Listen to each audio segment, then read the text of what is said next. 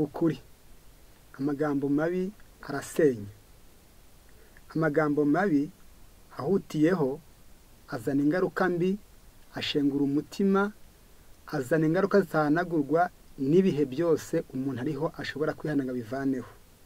Amagambo mabi yo kwivovota, gukariha, gutongana, gukankama, umujinya, kunegurana, gusebanya, kuvuga nabi, agira ingaruka zibuza amahoro, ingaruka zitera amahane mu muryango, ingaruka zisenya ubucuti, ingaruka zisenya ubumwe, ingaruka zitandukanya abashakanye, ingaruka zitera indwara. Amagambo mabi azana ingaruka zikomeye cyane zo kwangiriza umuntu. Mu gitabo cya Zaburi 5:7 haratubwira ngo amagambo mabi ni nk'inkota ziri mu kanwa. Naho mu Migani 12:18 hakatubwira ngo amagambo yicana ni nk'inkota. Amagambo mabi atera abana kurira mu muryango. Amagambo mabi umwiryane asenya amahoro kandi agasenya urukundo.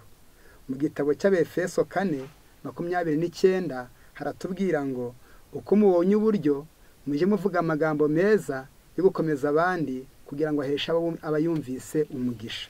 Umva ukuri, amagambo mabi arasenya.